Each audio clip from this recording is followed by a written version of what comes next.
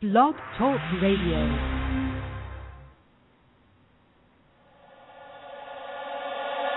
I stand before you tonight because all across America, something is stirring. What the naysayers don't understand is that this election has never been about me. It's about you. Hi, everybody, and welcome back to Politicus Radio. I am Jason Easley, and on tonight's show, we're going to be discussing a really hot topic stemming out of the Super Bowl. No, not the big game, not Tom Brady's wife, not anything else involving football, but the controversy Republicans have ginned up over Clint Eastwood's diabolical halftime ad. Tonight, we'll be talking about how the Republican hatred for and of this American President Barack Obama first morphed into a general contempt and hatred of their country. Out of sour grapes for having lost the election, I assume, but that hatred and resentment has become very vitriolic and personal. That hatred has now morphed into a hatred of anything positive about America, and Clint Eastwood, Dirty Harry himself, was sucked into that dirty, innocuous black hole of hate this past Sunday. So that's what we're going to be talking about, a nice happy uplifting topic for the next, a nice happy uplift for the next 30 minutes. It will be fun despite the dramatic build-up. And there's nothing to it but to do it. So let's bring in George now. Hi, George. Hi, Jason. How are you? I'm fine. How are you tonight?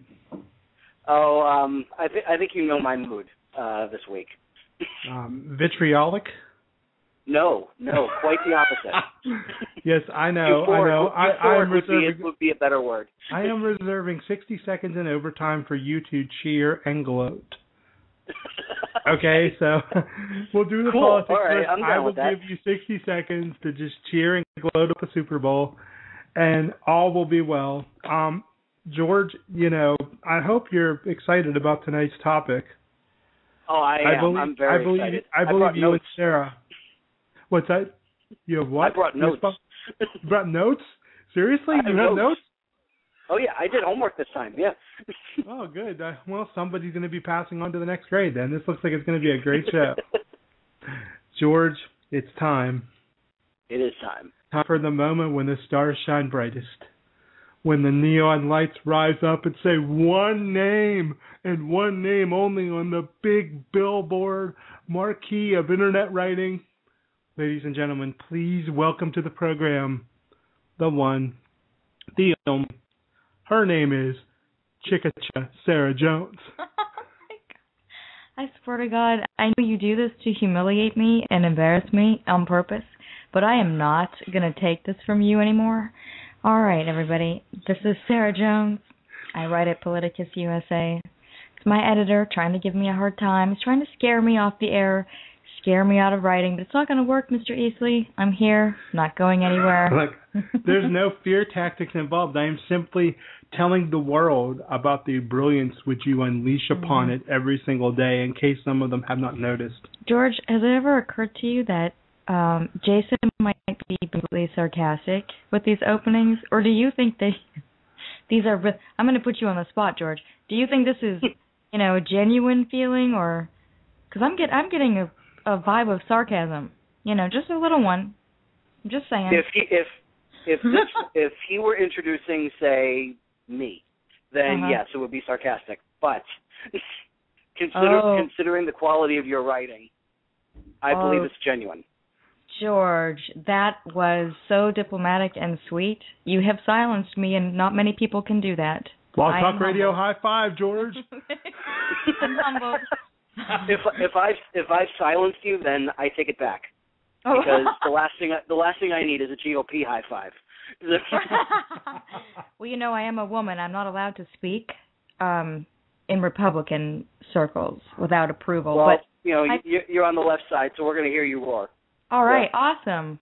All right. Okay, guys. I'm going to get right into the question. George has brought notes. Are you excited that George has notes, Sarah? Well, George always says brilliant things. So I know, he doesn't need notes now normally, I'm but frightened. now... He's taking it to a whole new level. I don't think I can keep up. I'm going to have to get out the Googles. The Google thinker will be busy on the iPad. For Republicans and conservatives, there's this thing called the Google. You can use it and find information. I've been over this with you before. Glenn Beck has told them not to use Google. Oh, that's right. I forgot. Google overthrew Mubarak in a plot with the United States government. It's hard for me to keep all this straight. Thank you for reminding Google me. is evil. Yeah, thank you. Thank you for paying us every month, Google, for running your ads. Yeah, good one. So, George, you have notes. Yes. We are excited. I do have notes, yes. Okay, so What do you got to say about this Clint Eastwood ad, man? The Clint Eastwood ad, I think it was... Oh, I'm sorry. What What did you have notes on? We never actually asked that question. Well, once the topic moves over to Rick Santorum, then I'll bring out the notes. Since the topic on hand, because I'm not going to dictate the flow of tonight's show, okay. But I will say that the one thing that I really did appreciate was that commercial. I did enjoy the halftime in America because it was basically just like a nice, almost like a brief shot, you can say, at Ronald Reagan's Morning Again in America campaign. Yeah, that's a great comparison. That is a great comparison. Continue. It was a wonderful evocation of that feeling. Hello? Sorry about that. Yeah, we lost you there. I had to kind of fill. Yeah. As you were saying. Oh yeah, I think that it's basically like a great way of just kind of pointing out to the American people that that things have not changed overnight, but they're on their way. And the fact that it was that this was a commercial that was brought to us by the auto industry, I think that was a great touch because it was a great fitting reminder that this commercial is being brought to you by an industry that a certain other side of the spectrum wanted to let die, but they didn't. They didn't die. They were saved. They're now thriving. And they're basically just kind of reminding everyone that that they're still here. The one thing I think it could have been a little bit more effective, especially like around the ending. And then I started thinking that it's possible that Clint Eastwood directed this because his movies tend to go on for like another 20 minutes after they should have ended. So it's kind of around the same thing there. George, I'm gonna ask you as a liberal. Did you think this was a pro-Obama commercial? This was a pro-America commercial, and I know that that's supposed to be what the GOP is trying to say, as in we're the ones that are going to save America. But meanwhile, it's just like, hey, America is getting better. We don't need you guys to save it. That's a very interesting point, George. Sarah, tell me about. You wrote about this. Recap. Share your feelings about this commercial and the Republican to it. Now, please. This was a Clint Eastwood's commercial for Chrysler was a great commercial. It was really inspiring. I have ties to Detroit and to a lot of folks in the auto industry, and I just seeing Chrysler come back like this, being the comeback kid in the middle of a recession is really moving, and especially for people who care about the middle class and all of the jobs that were saved. And here's Clint Eastwood, a Republican, who is doing this great ad. I mean, the Republican Party is so crazy right now. They're upset at Clint Eastwood because he did an ad that was pro-America. And the logic that follows from there is that because the president, Obama, is a Democrat, is running the country and made the decision to bail out the auto company, all auto company things now must fail. I can't mention the auto company without the Republican Party feeling sorry for itself because they don't want to celebrate America's successes. And I'm not saying this to be funny. It's not funny to me at all. In fact, I'm really offended that they would attack Clint Eastwood for doing this, attack Chrysler. They're sort of doing exactly what they always do, especially in a campaign season, which is put everybody on the defensive. But, Clint Eastwood told them basically, F you, make my day. I'm not taking it back. He didn't do... First of all, what's wrong with giving a pro-America message? Why is the Republican Party so offended by that? And secondly, Clint Eastwood and anybody else is free to do whatever they want. Chrysler, according to the Republican Party itself, is a person and has First Amendment rights. And if Chrysler wants to do a pro-Obama ad, which they didn't, but if they want to, they're free to do that. Hey, super PACs, love ya, Citizens United. Christians are people, my friend. That's right. See, George's cat is agreeing. Dog. Oh, yeah. Dog. Sorry, I'm sorry. Dog. The dog. The dog is agreeing. Again, the dog. The dog agreeing, gets starting again because every time Sarah talks, the dog just gets really involved. The dog is a Democrat. Well, yeah. So, yeah. So Clint Eastwood... Her name's Liberty, so, Is it? Oh! I'm going to name my cat Freedom. So... Didn't you think this was just crazy? Then they went all nuts. The Fox News is crazy. They're all so angry about the Super Bowl ad.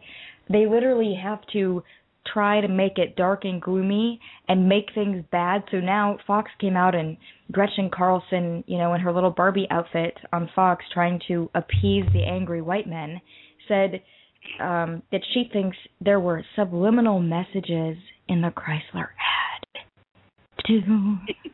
Buy American. Buy American, you evil people, you. Stop being pro-America. Vote Obama. Yeah, exactly. Right. Well, That's the message they're afraid of. And they're also afraid that Clint Eastwood, a Republican, might have just meant that, and maybe he did. Because so far it's working. That's my message back to Fox. So far, it is working. Yeah. But I wanted to ask you, this is just the latest in a long line of behavior by Republicans, by Fox News, that is essentially anti-American. So, Sarah, does the Republican Party hate America? Gee, Jason. Yeah. It's been a question on my mind for a while now. And I'm laughing because they always accuse Democrats of hating America, but the truth is that ever since Obama won election, they swore they wanted to see America, and they've done, it wasn't just words, they've done everything in their power to obstruct American success. I think they would love to see us fail in the wars. They would love to see Americans die just so they could prove we were a failure. And honestly, when Clint Eastwood did this commercial, it was so great to see here's a Republican who's sane, who cares about this country and puts his patriotism for this country first. And that's what this should be. Democrats and Republicans should come together and put this country first. So I think that I wouldn't say they hate America. I would say they are only loyal to their party, and they are capable of justifying anything, including destroying America, in order to make themselves look good and maintain power. George, I have a two-parter here for you. Okay. Do Republicans hate America? And if so, why? I don't believe they do. I think that they only hate it when Barack Obama is in charge. I think that for many reasons, he tends to fly in the face of everything that he is so he comes off as so anti-status quo, even though a lot of the things that he's done have been, basically just a lot of times it's been a lot of politics as usual, but at the same time there's been this unreasonable contempt and disregard for any accomplishments that he has done. They are still considering all the the different accomplishments and everything. I'm surprised they haven't said Osama bin Laden's going to bomb us again unless you vote Republican, because it's just the bubble that they have been in. It is now thicker than it's ever been, and it's gotten to a point where people that that I beloved family members that I refuse to talk politics with because I know that whatever I have to say, they're just going to spin it in the way the Fox News has taught them to spin it. So I think that basically that this is just a matter of just wanting to accomplish what Mitch McConnell had said a couple of years ago when he blatantly said that their main objective is to guarantee only a one term for President Obama. It's insane the way they're thinking, and I'm still trying to wrap my head around it. Yeah, let me turn this question on its ear a little bit for both of you. If the Republicans don't hate America, have they been engaging in, and George, I'm going to quote one of your favorite phrases from Michelle Bachmann, anti-American behavior? So yes, George, they have been. That's a different question. They have been, and they've been engaging in anti-American behavior in the sense that they can get the power of America back into their party. That's a great answer, George. Do you think Congress should investigate Republicans for anti-American behavior? Oh man, it's. I'm just trying to see how far to the Bachmann range you're willing to go. Oh man, see, the thing is, I am of the mind of that things cannot go in that direction because the one question that constantly pops in the back of my head whenever I even think of that question that you've given was simply, have you no decency? Well, if you're talking to me, I do have decency. Oh yes, but you know what I'm talking about. Yeah. I was just making a joke there because Bachmann called it the investigation of Republicans in Congress. Oh yeah, that in itself. That episode was a classic. That's one of those things you just want to DVR and go back to. Once again, George proves that the left is always more rational, because the minute I said that, the hackles went up and the stop signs went up, and George went, "Oh no, we don't go that far." Mm-hmm. Democrats and progressives and liberals still have those limits of decency, those limits of how far you take things. That's gone on the right. Which is unfortunately it's something that could be spun into a weakness. Yeah. Because we have a moral compass, and their compass is flying all over the place. So. Sarah, have the Republicans been engaging in anti-American behavior? Well, I hate words like that because Republicans throw them around so much when they're not true. But I guess I would reframe it, and I would say that Republicans who are elected officials need to be reminded that they're here to serve the people, and this country should come first, and the people of this country should come first and be first and foremost in their decisions, and that's not what's happening. So in that respect, if we want to call that anti-American, it certainly doesn't speak well of them. They're not doing their jobs, and their rhetoric is anti-American, absolutely. And I think their intentions are to do whatever it takes to get power and then to keep power. And in that way, they're not putting this country first. And I think people should speak out about that. I think people need to be not just liberals, but every sane person like Quinn needs to speak out and be proud of this country and be proud of the spirit of this country when we're all unified. And we don't have to agree on things to get there. And that message can be very strong. As George pointed out, this tendency of civility that liberals have can be a weakness, but it can also be turned around and a call for civility and a demand for it.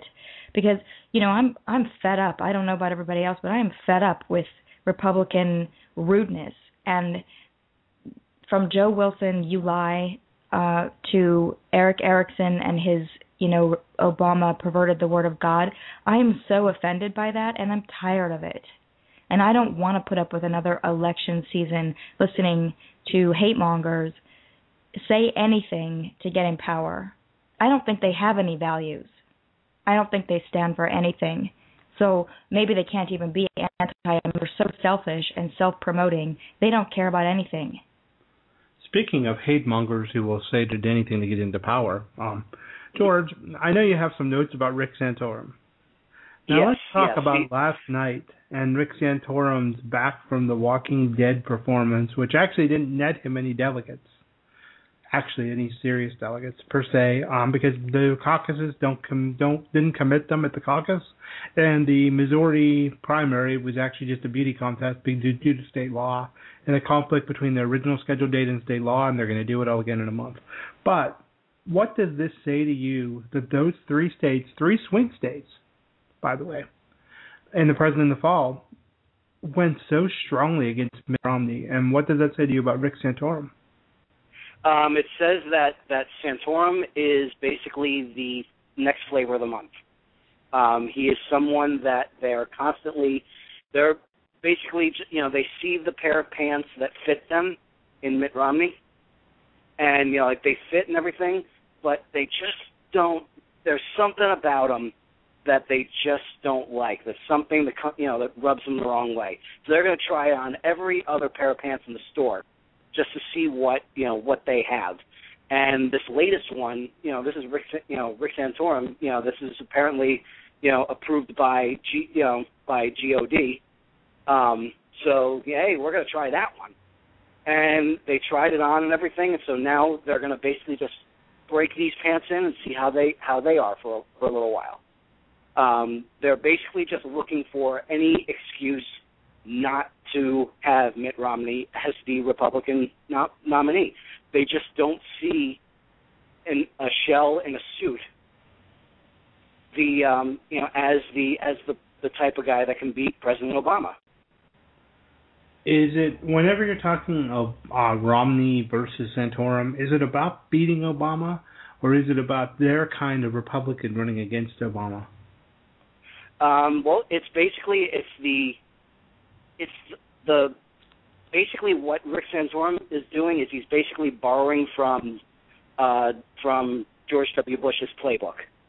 Unfortunately, he is basically just reaching as far out as he can to the religious right and just grabbing them, by the collar and saying, "Come with me," and they are willing to follow a man of Christ much more than they would a Mormon.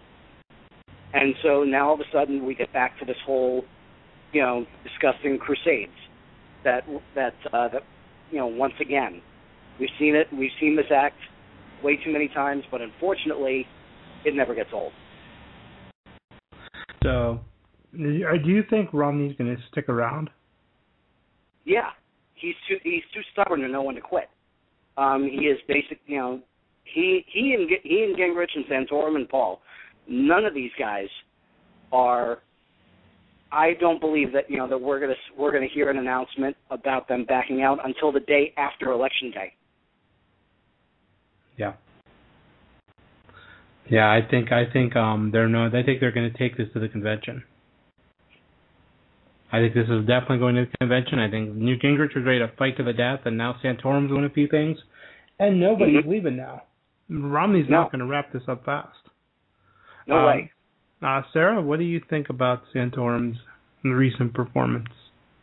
Well, it's hard to say right now because I think it reflects that there's no enthusiasm for Mitt Romney, and then Newt wasn't on the ballot in Missouri, so it's hard to know if that conservative vote would have all gone to Santorum if Gingrich had been on the ballot. And of course, that race didn't matter anyway. They nicely charged the taxpayers $7 million for that little show, but I don't think he has what it takes, certainly, to run against Obama. I think that the Republican voters are, they can't, George said it's the flavor of the month kind of thing, and he just hasn't been vetted yet. I mean, once he hasn't been the front runner to be vetted the way the rest of them that have fallen were. But I don't see him as presidential material. Is he still running for vice president? I think so. I'm not sure. I think probably right now he thinks, hey, maybe I can do this thing. Maybe I can pull this off. because he's on a streak right now. But there's a number of factors that make that happen, and that don't really reflect his possibilities, but just sort of the circumstances that allowed him to float to the top, if you will. Oh, the Santorum joke. Oh, you worked one in there. Sorry. If I can just interject one thing, there's a major advantage that Santorum has. This is one thing that I've noticed from different Facebook posts and everything, including I know like a couple of people, and I'm not going to out anyone on here, but they are Tea Party members. Thankfully, they're of the same variety. And yes, who knew they do exist? I was going to say, shocking. But it seemed that that there were many arguments about Gingrich or Santorum, and none of them wanted Romney. None of them wanted Romney.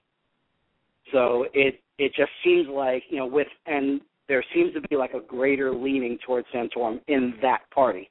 So I think that Santorum, he is we disagree on pretty much everything, but at the same time, he's not an idiot. So he will know where his votes are. So he will be catering to that base, and he will be garnering enough votes to stick around. So does this all mean, let's play a little hypothetical game. Gingrich keeps doing well in the South. Santorum keeps doing well with the conservatives in the caucuses. Mm-hmm. How does Mitt Romney collect enough delegates to win the nomination? Sarah? The Republican Party gives it to him. That's my answer, because they cheat and lie and steal election time. They've been doing it for him so far, just giving him delegates that break the rules. And I'm you're probably laughing, but I'm really not. I'm really not kidding. They can't let Gingrich win this thing, and Santorum can't win an election. Their only hope is Mitt Romney. So they'll find a way. Karl Rove will be behind it, and they'll find a way to hand Romney enough delegates. So you think Republicans are going to rig the system as they've been trying to do, the party establishment for Mitt Romney? Well, they've been doing it so far, so why would they change? I mean, they broke the rules in Florida and did the winner-take-all thing and gave it all to Romney. I mean, they're really trying to stack the deck. Don't forget about Iowa. And Iowa, exactly. They're just. I mean, if I was a Republican vote, it would really not sit well with me at all. They're supposed to. These people think that they are in the party of liberty and freedom. I don't see how the establishment picking your candidate for you and violating the rules to push the person that they want has anything to do with liberty. But once again, we know Republicans don't care about the people, and they're not here to represent true elections. So, okay, George, how does Mitt Romney get enough delegates to win, or does he? Does this go to the convention? I honestly think that this is going to go to convention. I think that it just seems like the voters are basically looking for any reason to vote someone other than Romney.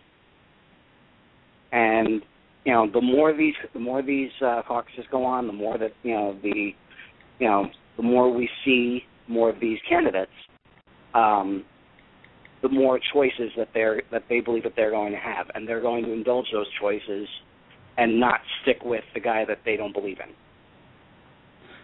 Yeah, I tend to agree with you. I just, when you look at the map, I don't see how Romney gets to the magic number of 1144 if these other candidates continue to steal states and delegates.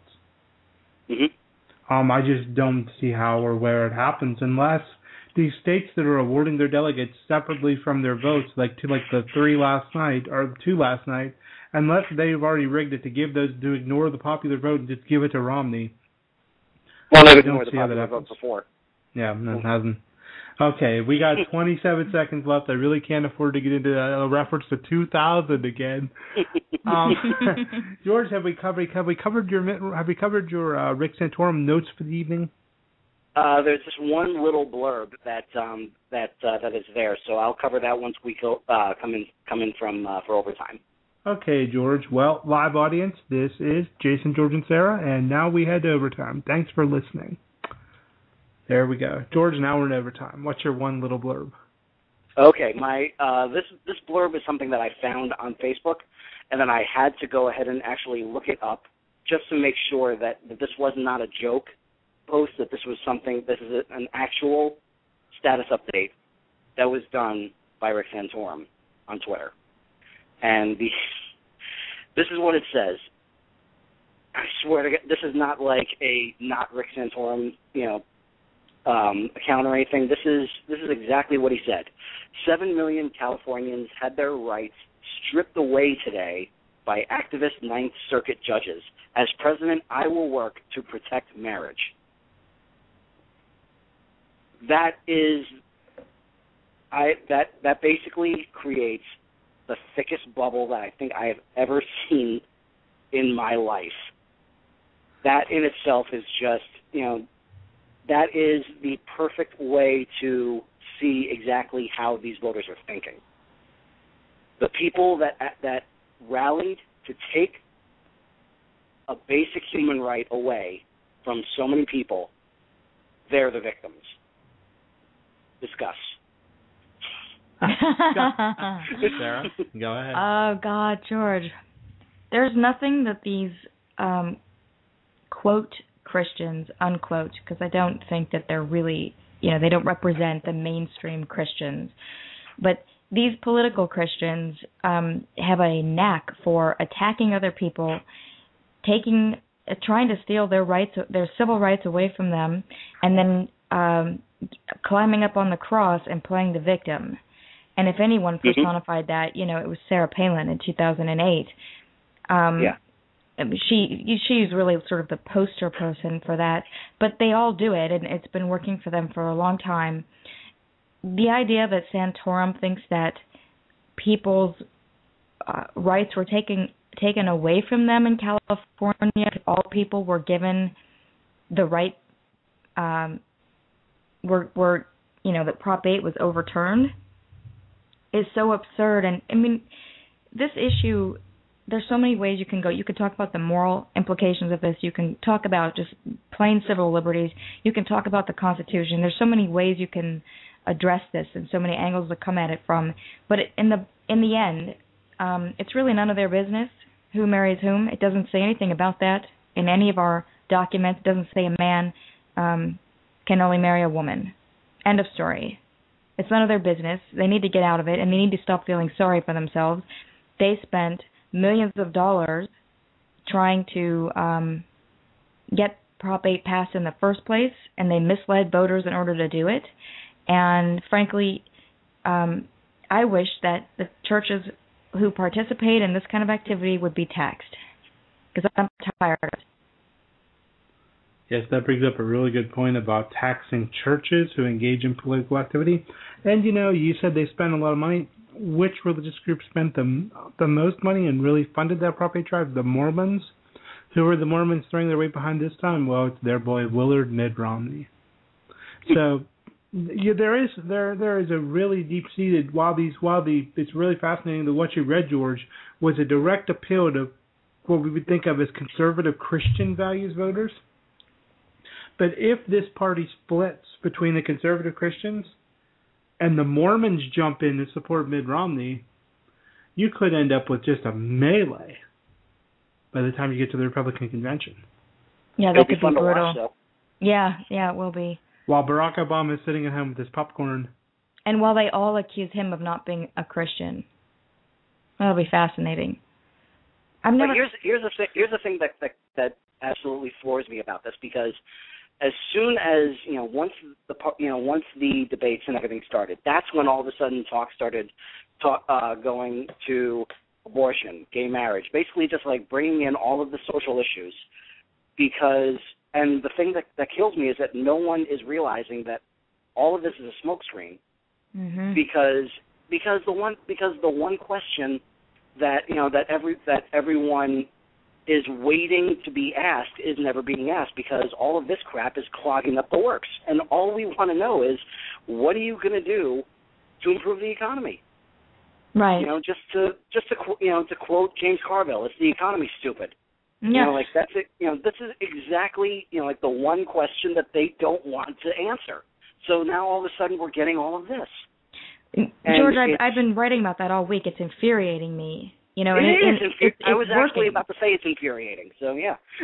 Yeah, it's just, and it infuriates me that people that it works every time, that people get sidetracked, and because the issue isn't they want to sit here and you notice they just throw the bomb out of abortion. I mean, it used to be that abortion was a medical issue. No one talked about it in terms of it wasn't a political issue, but now they throw it out every time they can't answer a question. They don't want to talk about policy. They don't want to tell you what they're really going to do because they know you won't vote for them if they tell you what they really do. So they throw out issues like abortion, gay marriage, and I don't know what else. Obama's a Muslim. Obama apologizes for America. Whatever they have, they throw out. And they just do those things because this bomb goes off in the center wherever they throw it, and everybody's attention is distracted, and nobody ever gets around to asking them, what are you going to do for us? What are you going to do for jobs? How are you any different than George Bush? How are your policies any different from his? Those are the policies that got us in this mess. We are finally starting to climb out of it. Don't tell me to vote for someone else who's going to do the same policies. Exactly. Yeah. Tell me what you're going to do that's different from that. And not one of them actually plans on doing anything differently than George Bush did. In fact, they plan on doubling down on those things. And that's why they don't want to answer the questions. And that's why they keep talking about stuff that really they're never going to do anything about anyway.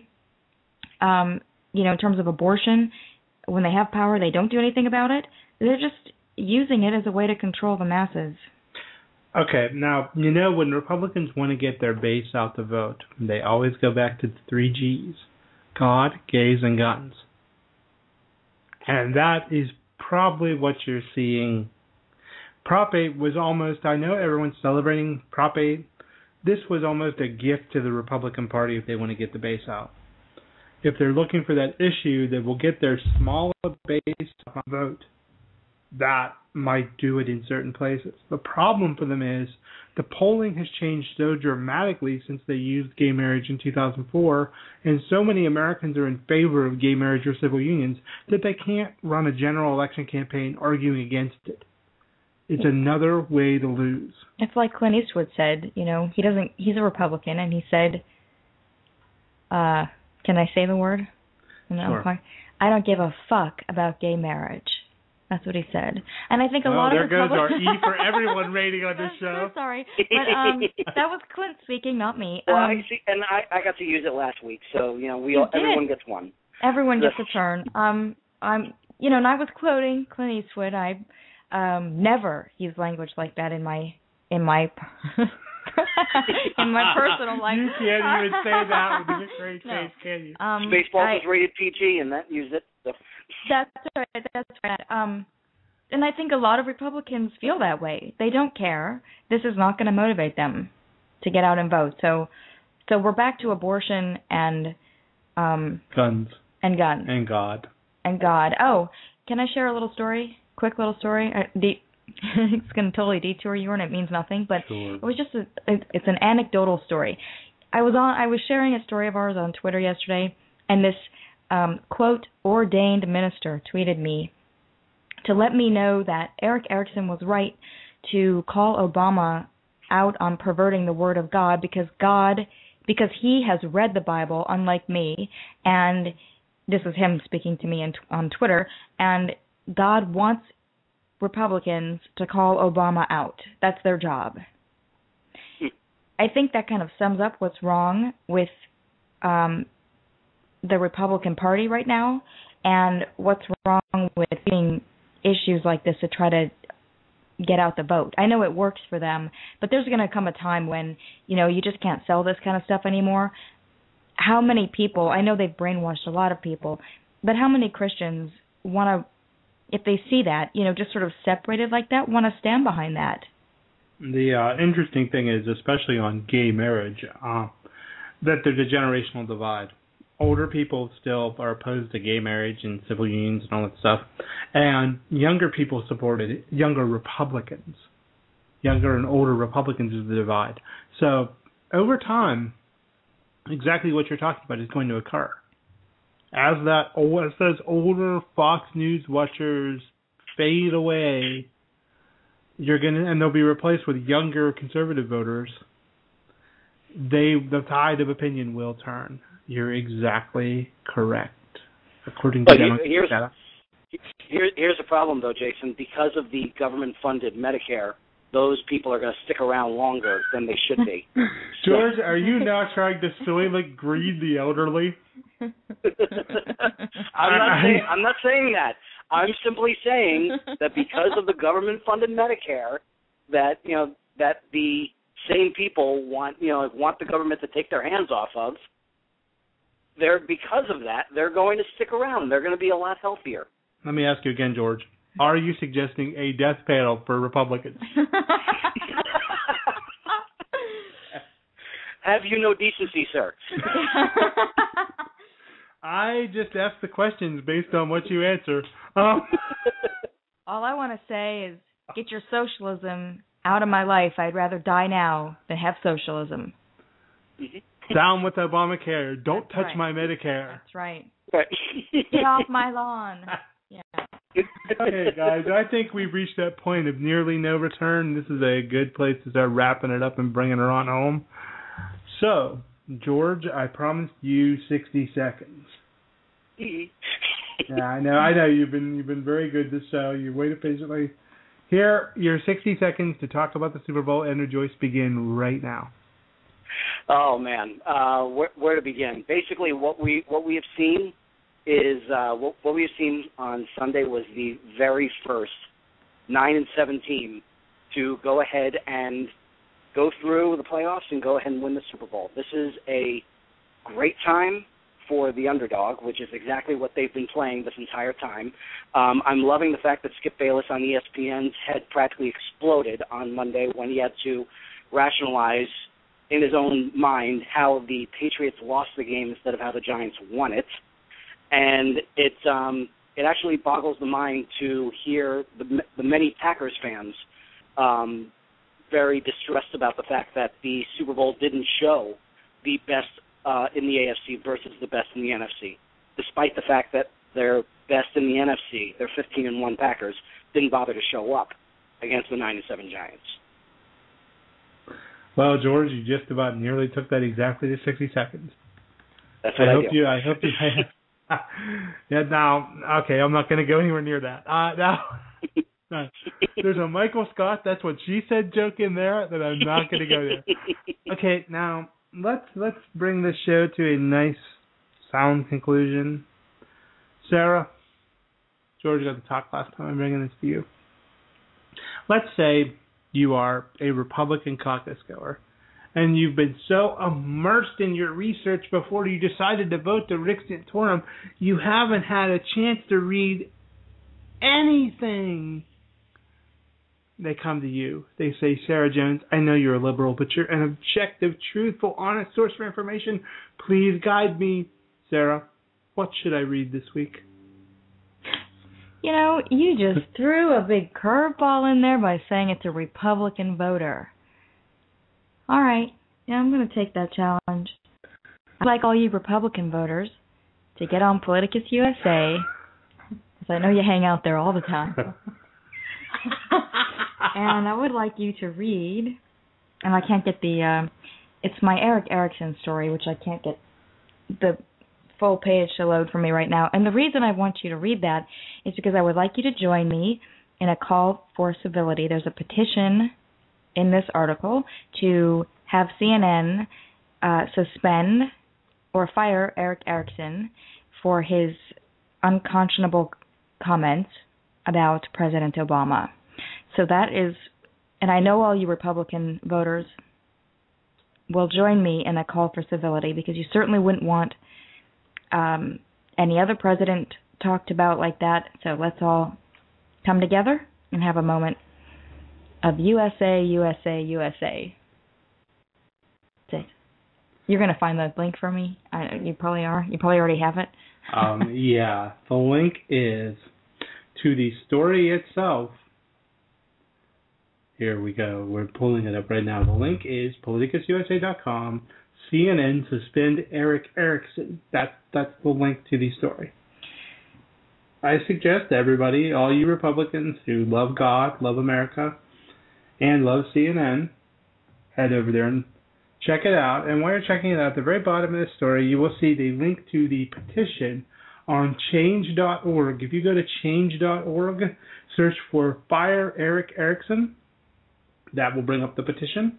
The petition currently has 436 signatures. They want 500, so they are 64 short right now. So 64 folks out there, run over and put your name on this petition to get a real douchebag kicked out of a job. Thank you, Jason. George. George? Yes. What have you got for us this week that you'd like to promote?